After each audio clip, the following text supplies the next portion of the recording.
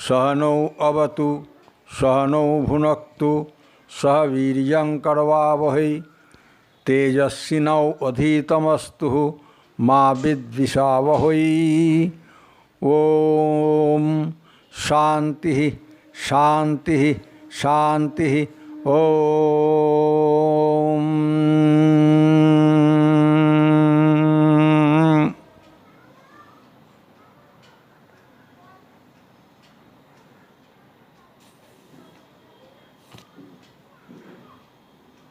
आज হবে এই সত্রের আলোচ্য বিষয় হবে অষ্টম নবম ও দশম সংখ্যক মন্ত্র।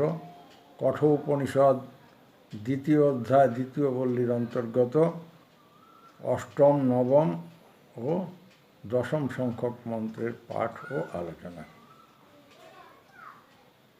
জয়েব সুপ্তেষু জাগর্তি কামং কামং পুরুষ নির্মিমানঃ তদেব শুক্রং তদ্ব্রহ্ম তদেবম অমৃতং উচ্যতে তস্মিन् লোকাঃ শ্রিতাঃ সর্বে তৎ উ ন অত্যেতি কশ্চন এতদ্ বৈ তৎ।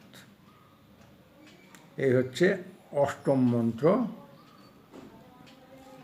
এই অষ্টম মন্ত্রের অন্বয় রূপ করলে হবে, একটু যোগ করতে হবে। জয়েব সুপ্তেষু মানে সুপ্তেষুর আগে একটা সর্বপ্রাণী সুযোগ করে নিলে অর্থ পরিষ্কার হয়। মাঝে মাঝে একটু যোগ করে নিতে হয়, না হলে পরে কি হয়, গদ্যরূপটা ঠিক মহর্ষিদের লেখা তো, এটা আমাদের সাধারণ মানুষের পক্ষে, বিশেষ করে যারা সংস্কৃতজ্ঞ আছেন তারা জানেন যে সংস্কৃতজ্ঞ না হলেও সাধারণ মানুষের ক্ষেত্রেও অর্থবহ করতে হলে একটু শব্দ আমাদের যোগ করে নিতে হবে। সেটা তাহলে হবে সর্বপ্রাণীষু সুপ্তেষু যঃ এষ পুরুষ কামং কামং নির্মিমানঃ জাগর্তি তৎ এব শুক্রং তৎ ব্রহ্ম তৎ এব অমৃতম উচ্যতে সর্বে লোকাঃ তস্মিन् স্থিতাঃ কশ্চন তৎ উ ন অত্যেতি এতৎ বৈ তৎ।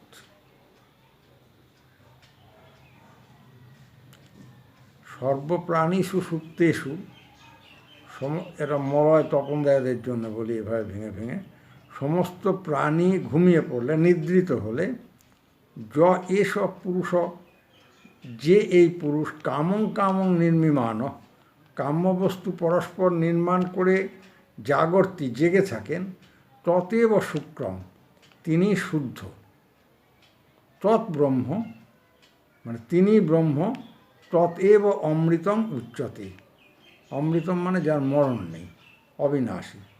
তাহলে তৎএব অমৃতম উচ্যতে তিনি অবিনাশী বলে কথিত হন।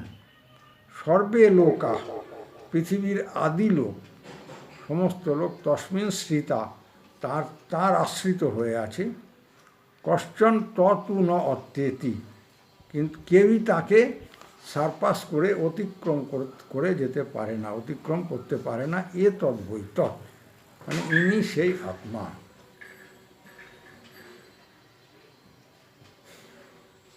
সমস্ত প্রাণী ঘুমিয়ে পড়লে মানে নিদ্রিত হলে যে পুরুষ কাম্যবস্তু পরস্পর কাম্যবস্তু একটা পরম্পরা থাকে, হ্যাঁ, সেইটা নির্মাণ করতে করতে জেগে থাকেন, ওটা ওই জেগে থেকে ওই কাজটা করে না আর কি। তিনি শুদ্ধ, তিনি ব্রহ্ম, অর্থাৎ সে আত্মা, যে পুরুষ মানে আত্মা আর কি। তিনি শুদ্ধ, তিনি ব্রহ্ম, তিনি অমৃত বলে কথিত হন। তাতেই পৃথিবী আদি লোক সকল আশ্রিত হয়ে আছে, কেউই তাকে অতিক্রম করতে পারে না। এতৎ বৈ তৎ তিনি সেই আত্মা। শঙ্করাচার্য, আমাদের আদি শঙ্করাচার্য এই শ্লোকের যে ব্যাখ্যা করেছিলেন তার এক্সট্রাক্টটা হচ্ছে এই, যে ঘুমন্ত অবস্থায়, নিদ্রাকালে, স্বপ্ন অবস্থায় যখন আমাদের সমস্ত ইন্দ্রিয় নিষ্ক্রিয় হয়ে পড়ে, তখনও কিন্তু এই পুরুষ মানে সেই আত্মা জাগ্রত থেকে, জেগে থেকে নিজের অবিদ্যা প্রভাবে স্বপ্ন অনুভূতি সমস্ত উৎপাদন করে থাকেন। যে সকল কল্পিত দৃশ্য আমরা স্বপ্ন অবস্থায় দেখে থাকি, আত্মাই তাদের নির্মাতা এবং প্রকাশক। এই আত্মাই শুভ্র, শুদ্ধ এবং ইনি ব্রহ্ম। এছাড়া আর কোনো গোপন ব্রহ্ম কিছু নেই। ইনি অমৃত, সমস্ত লোক এতেই আশ্রিত হয়ে আছে, কেননা ইনি সকলের কারণ। একে কেউই অতিক্রম করে যেতে পারে না। এটা শঙ্করাচার্যের ব্যাখ্যা। আবার অন্য ব্যাখ্যা হতে পারে সাধারণ, যেটা সবাই, যিনি জীবে নিয়ন্তা হয়ে অবস্থিত তিনি পুরুষ, ইনি প্রাজ্ঞ অন্তর্যামী, ইনি চিরজাগ্রত। সকল প্রাণী যখন নিদ্রিত তখন তিনি জাগ্রত। তিনি যদি নিরন্তর জাগ্রত না থাকতেন, বিশ্বের সমস্ত ক্রিয়া বন্ধ হয়ে যেত, অবরুদ্ধ হয়ে যেত। তাহলে কী বোঝা যাচ্ছে? যে তাঁর অধিষ্ঠানে নিরবচ্ছিন্নভাবে, নিরবচ্ছেদ বিবিধ ভোগ্য বিষয় উৎপন্ন হয়ে চলেছে। তাই বেদ বলছেন, শ্রুতি বলছেন, পর্যাপ্ত পরিমাণে অভিলষিত বিষয় নির্মাণ করতে করতে করার জন্য, মানে জেগে জেগে ওই কাজটা করেন আর কি, করে থাকেন। তার যে নিরবিচ্ছিন্ন ক্রিয়া, নিরবচ্ছেদ ক্রিয়াই হচ্ছে তার জাগ্রত অবস্থা, অ্যাক্টিভ হয়ে আছেন। ইনি সেই পুরুষ, মানে সেই ব্রহ্ম, যিনি প্রতিভূতে অন্তর্যামী পুরুষরূপে, প্রতিটা জীব হৃদয়ে অন্তর্যামী পুরুষরূপে অবস্থিত। তিনি সমুদয় বিশ্ব আপনার অন্তর্ভূত করে যিনি বিদ্যমান এবং ব্রহ্ম নামে অভিহিত, তা হতে আলাদা কেউ নয়। এটা আমি কোনোটাই নিজে বলছি না, এটা হচ্ছে উপাধ্যায় গৌর গোবিন্দ রায় তার বেদান্ত সমন্বয় গ্রন্থে এইভাবে বলেছেন আর কি। যা বলেছেন তার এক্সট্রাক্টগুলো বলছি। অবিকল হুবহু সে বিশাল ব্যাখ্যা, ওসবে গিয়ে কাজ নেই। তাছাড়া সে বই এখন আনতে হবে, কোথায় পাওয়া যাবে জানি না। আচ্ছা, তাহলে এবার নবম মন্ত্র। নবম মন্ত্রটা কি? নবম মন্ত্রটা হচ্ছে অগ্নিশ্বতেকো ভুবনং প্রবিষ্ট রূপং রূপং প্রতিরূপ বভূব একস্তথা সর্বভূতান্তরাত্মা রূপং রূপং প্রতিরূপ বহিষ্ঠ। চণ্ডীতত্ত্বে এসব ব্যাখ্যা পেয়েছেন আপনারা। যথা এক অগ্নি ভুবনং প্রবিষ্ট রূপং রূপং প্রতিরূপ বভূব তথা এক সর্বভূতান্তরাত্মা রূপং রূপং প্রতিরূপ বহিষ্ঠ। ভেতরেও আছেন, বাইরেও আছেন। এসব কথা আমি চণ্ডীতত্ত্বে যখন মহতী সমষ্টি প্রকৃতি এবং ক্ষুদ্র ব্যষ্টি প্রকৃতির কথা বলেছিলাম, ব্যাখ্যা করেছিলাম, সেটাই এটা থেকেই নেওয়া। যা কিছু আছে বেদে সেখান থেকেই নেওয়া হয়েছিল। তাহলে যেমনটা এক অগ্নি এই পৃথিবীতে জগতে ভুবনে প্রবিষ্ট থেকে রূপং রূপং প্রতিরূপ বভূব, রূপে রূপে প্রতিরূপ হয়েছেন। কি হয়নি? তুই তো সব বুঝিস, ওই মহারাজ বলেছেন। কি বলেছেন? কল্পনা। ঋগ্বেদে সেই ওম অগ্নয়ে অগ্নি মিলে, এগুলো কি কল্পনা করে ঋষি লিখেছে? তোর মহারাজ তো সবই জানেন। চুপ করে শুনতে হলে শোন, নালে উঠে যা। কথার মধ্যে রোজ একরকম। তুই মহারাজেরটা শুনিস তো আবার আমার কাছে আসিস কেন? সবটাই শোনা ভালো। বেদের কথা যদি কেউ কল্পনা বলে, সে আমার কাছে সামনে আসবে না। বেদে কোনো কিছু কল্পনা নয়, অপৌরুষ। শোন, মন দিয়ে শোন, চুপ করে আর কোনো কথা না। কি বলছিলাম? যেমনটা এক অগ্নি ভুবনে প্রবিষ্ট থেকে রূপং রূপং প্রতিরূপ বভুব, যেটা নিয়ে অবজেকশন করলো, এক আগুন ভাতও রান্না করছে, দাবানলও তৈরি করছে, ইগনিশন তৈরি করে মোটরসাইকেল, বড় বড় লরি, বড় বড় ইঞ্জিন, ডিজেল ইঞ্জিন, এরোপ্লেন সব চালাচ্ছে, সে এক আগুনই তো। তখন ভাতও রান্না করছে, আবার ইলেকট্রনিক লাইটিং হয়ে একেবারে সারা চন্দননগরের জগদ্ধাত্রী পুজো থেকে নিয়ে শুরু করে বম্বে ফম্বে সর্বত্র গণেশ উৎসব টুৎসব করে বেড়াচ্ছে, হচ্ছে। অগ্নির নানান রকম রূপ দেখি। তাহলে আবার আকাশের বিদ্যুৎ চমক, সেটাও ফায়ার ওয়ার্ক হচ্ছে। আমাদের ভেতরে জঠরাগ্নি রূপে থেকে আমাদের শরীরের তাপ বজায় রাখা, আমাদের শরীরের খাদ্য হজম করা, সবই হচ্ছে। এখন হাসছে, এখন বোঝা গেল। হ্যাঁ, চুপ করে শুনবি। তথা সেই রকম তদ্রূপ এক সর্বভূতান্তরাত্মা, একমাত্র সর্বভূতের অভ্যন্তরস্থ আত্মা রূপং রূপং প্রতিরূপ বহিশ্চ হলো। তাহলে কি হলো? এক সর্বভূতের অন্তরস্থ আত্মা রূপে রূপে প্রতিরূপ হয়েছেন, বহিশ্চ বাইরের দিক থেকে। কীরকম না বললেও আমি বলবো, কথা না বললেও আমি বলে দেবো সবটাই। দেখ তো দাদা কীরকম বসে আছেন চুপ করে। তাহলে অন্তরে যেরকম আছে বাইরেও সেরকম আছে। তোর অন্তরে যেরকম আছেন, ওর অন্তরে, দাদার অন্তরে, এই দাদার অন্তরে, শঙ্করদার অন্তরে, তো সবার অন্তরে সেই একই আত্মা আছেন। উনি ওনার মতন হয়ে আছেন, দাদা দাদার মতন হয়ে আছেন, তোরা দুটো তোদের মতন আছিস। হ্যাঁ, ও তো আছি, ওর মতো তো কথা বলে না তো, শোন। তাহলে সব রূপে রূপে আরেকটা, আবার একটা ছাগলের মধ্যে, গরুর মধ্যে, বিভিন্ন প্রাণীর মধ্যে তাদের মতো হয়ে আছে। গাছপালা, চর অচর ব্রহ্মাণ্ডে তাদের মতন হয়ে আছেন। আবার এই বিশ্ব প্রকৃতিতে আকাশ জল সব কিছুর মধ্যে তাদের মতন হয়ে আছেন।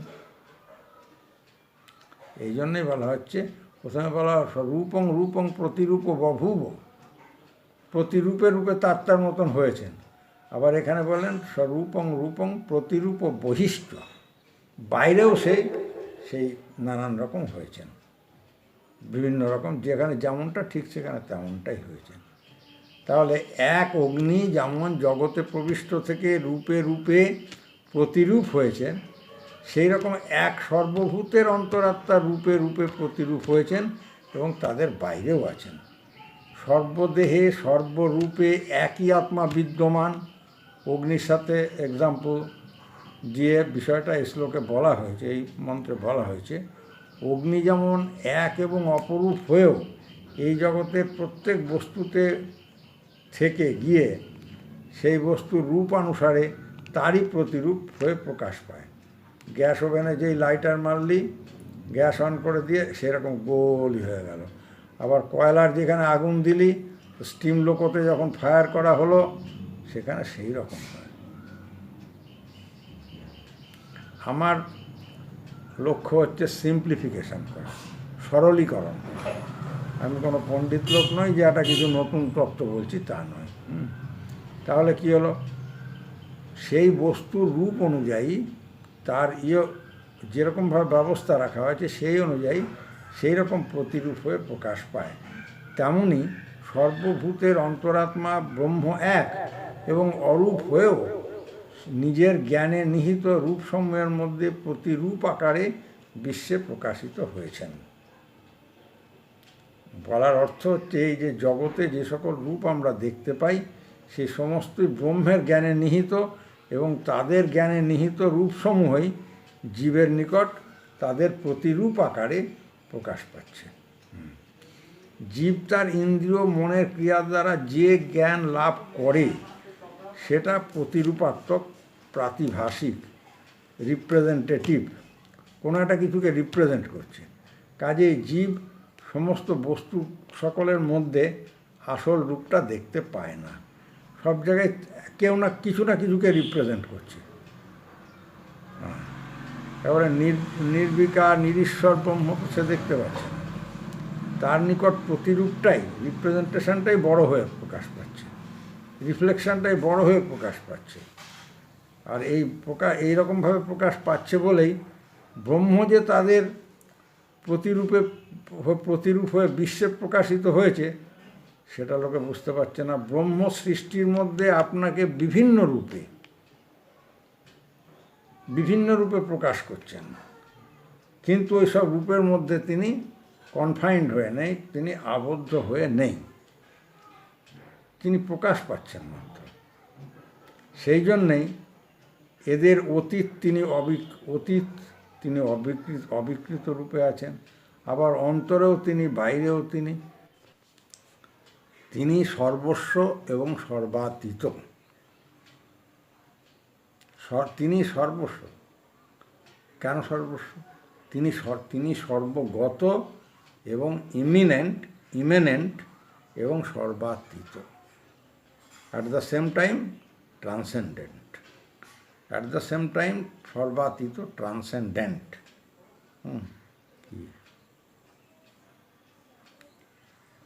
রূপং প্রতিরূপ ক্লারিফিকেশন তো দিলাম। অতি সূক্ষ্মত্বের কারণে, অতি সূক্ষ্মত্ব হেতু কাঠে আগুন ধরালে কী হয়? হ্যাঁ, কাঠে এইখানটা একটা পাটকাঠিতে আগুন ধরালি তো পুরো পাটকাঠিটাই সেই একই আগুনে চলবে।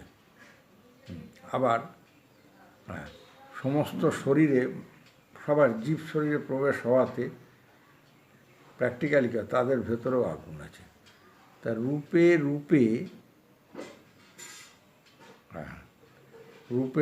তত্ত্ব,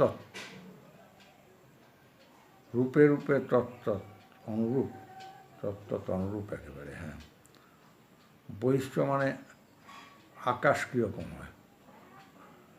আকাশ, এখানেও যে আকাশ, আমেরিকাতেও সেই আকাশ, এখানেও যে আকাশ, বাংলাদেশেও সেই আকাশ, সর্বত্র সেই একই আকাশ। তার উপরও মহাকাশও আছে, তার বাইরেও আছে। ঠিক আছে, এটা হলো আমাদের তাহলে। এরপর দশম মন্ত্রে কি আছে? বায়ুস্বৈক ভুবনং প্রবিষ্ট রূপং প্রতিরূপ বভূ একস্তথা সর্বভূতান্তরাত্মা রূপং প্রতিরূপ বহিষ্ঠ। তাহলে কি হলো? এর আগে অগ্নি দিয়ে বলা হলো, এবার বায়ু দিয়ে বলা হচ্ছে। এক বায়ু যথা ভুবনং প্রবিষ্ট রূপং প্রতিরূপ বভূব তথা এক সর্বভূতান্তরাত্মা রূপং প্রতিরূপ বভূব বহিশ্চ। তাহলে কী হলো?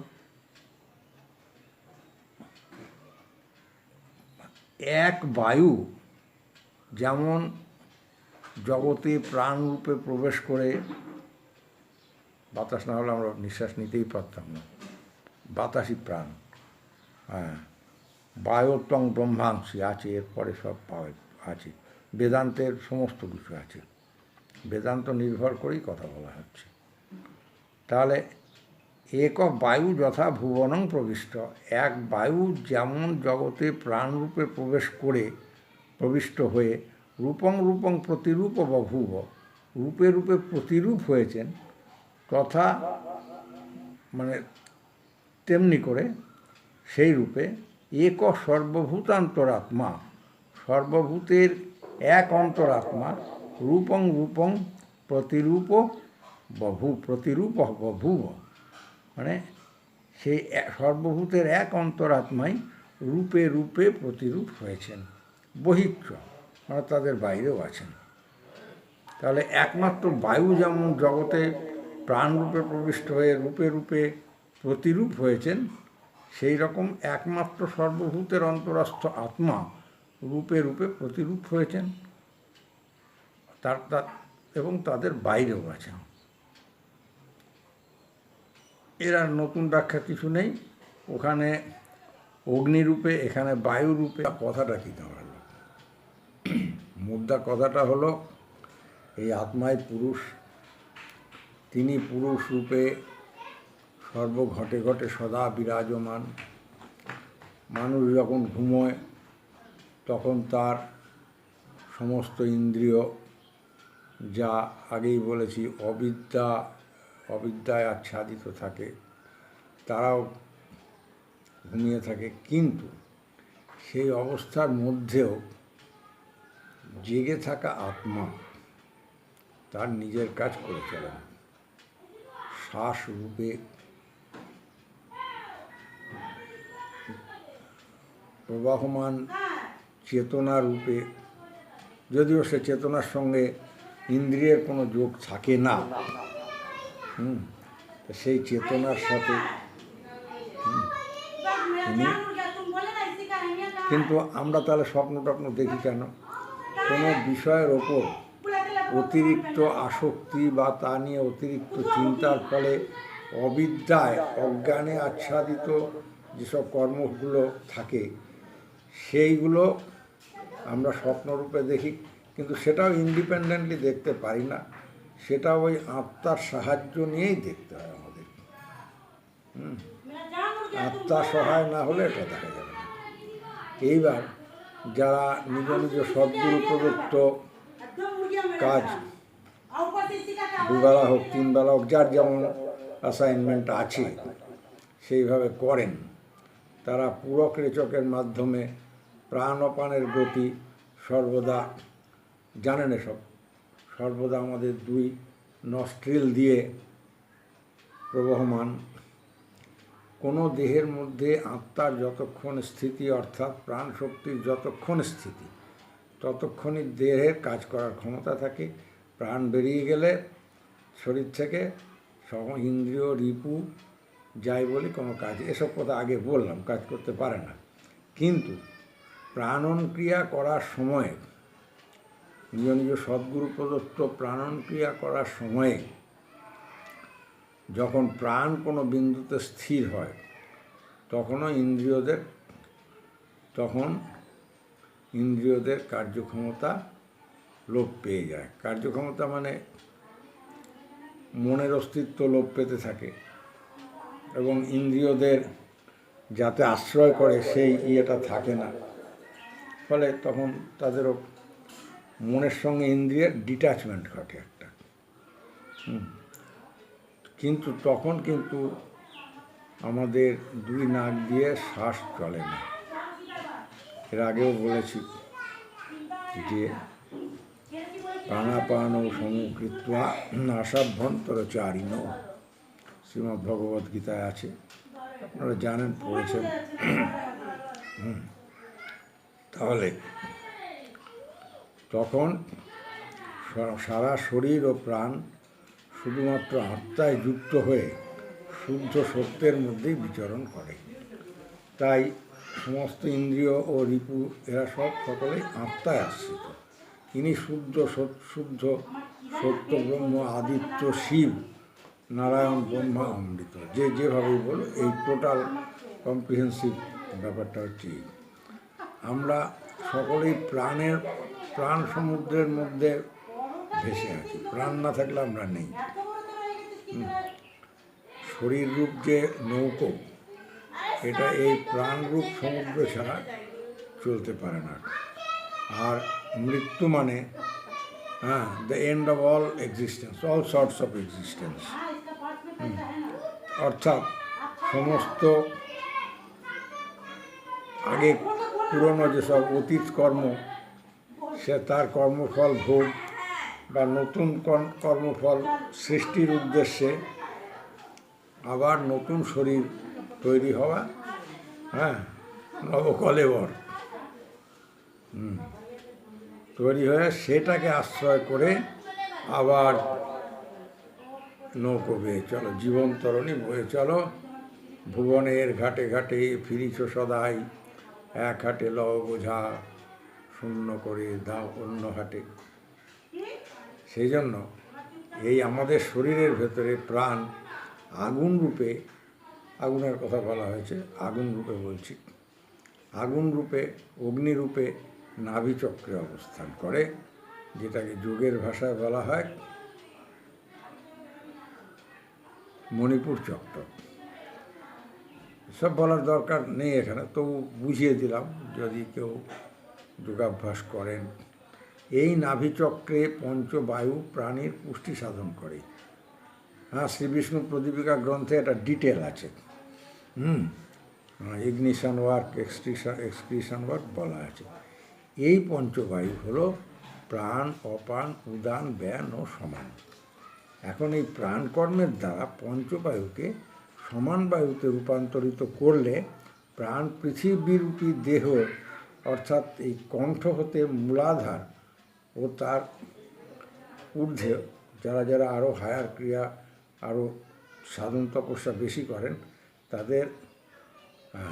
তাদের একদম কণ্ঠ হতেও উপরে চলে গিয়ে আজ্ঞাচক্র, সেরিবেলাম তত্ত্ব বলে দিয়েছি, গীতায় লিখে দিয়েছি, ওইখানে স্টে করে, স্থিতিপ্রাপ্ত হয়। তখন আমাদের একটা প্রত্যাহার হলো, তখন আমাদের প্রত্যাহার হয়। 144টা প্রাণায়ামে একটা প্রত্যাহার হয়। তখন আমাদের সেই পরম আমি এবং আমি অহং, এই দুটোর ডিফারেন্স করতে বুঝতে পারি। এই দুটোর সম্বন্ধে সম্যক পরিচয় লাভ আমাদের হয়। তাহলে প্রাণরূপী এই তেজ আজ্ঞায় গিয়ে যে মন্দার পর্বতরূপী ত্রিকোণজনি দেখতে পাওয়া যায়, তাতে ঠান্ডা, একদম কোল্ড, শীতলতা, এক ধরনের অদ্ভুত শীতলতা অনুভব হয়। অর্থাৎ তখন মনে, এমনকি চিত্তেও কোনো রকম চঞ্চলতা থাকে না। যখন স্থির হয়ে যায় সব, তখনই সেই আদিত্য প্রাণের সন্ধান পাওয়া যায়। এর মাধ্যমে যে জ্ঞান শিষ্য বা সাধক হৃদয়ে জন্মায়, উৎপন্ন হয়, সেই জ্ঞান হতে দেহের সমস্ত তত্ত্ব সম্বন্ধে অবগত হওয়া যায়। যত কিছু গীতায় লেখা আছে, ক্ষিতিতত্ত্ব, অপতত্ত্ব, তেজস্তত্ত্ব, যত রকম তত্ত্বের কথা বলা হয়েছে, ওগুলো ছাপার অক্ষরে লেখা আছে বা ছাপার অক্ষরে লেখা আছে তা নয়, নিজের উপলব্ধিতে আনতে হয়, এই কাজ করে আনতে হয়।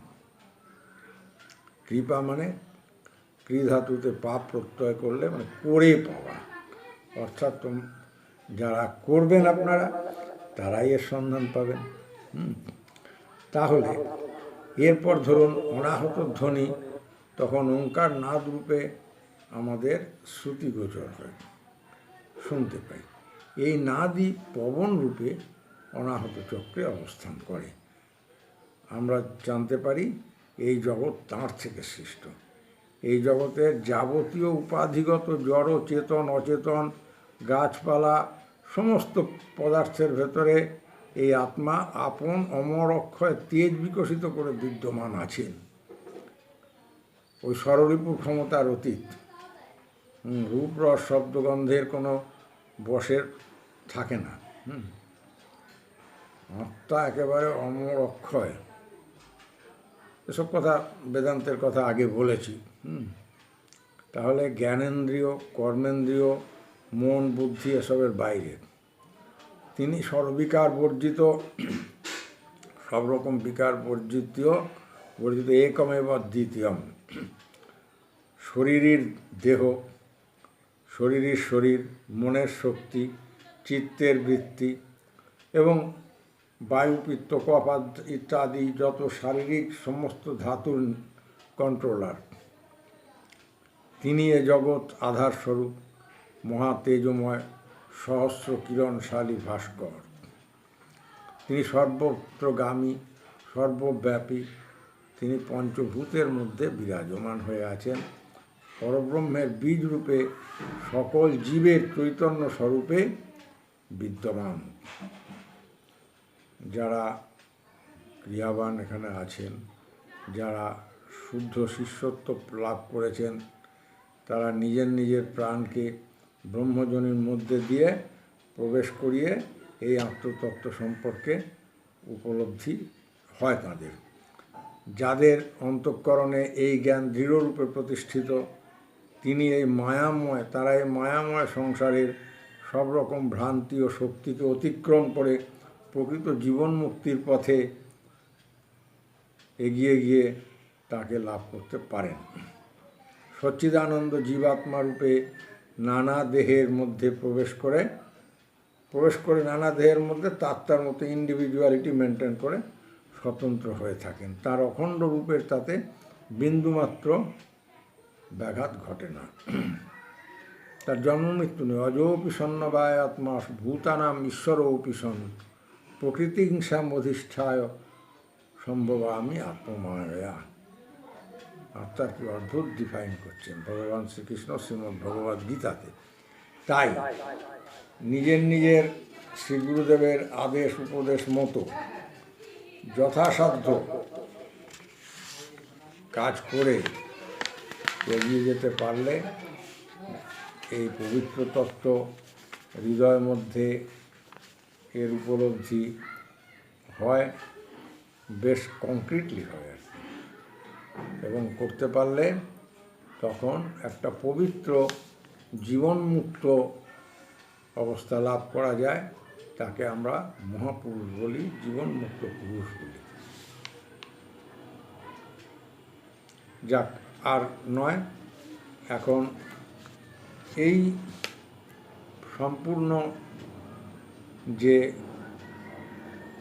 বললাম কত নবম দশম না অষ্টম নবম দশম বোধহয়, যাক এই সেশনের এখানে বিরতি। ওম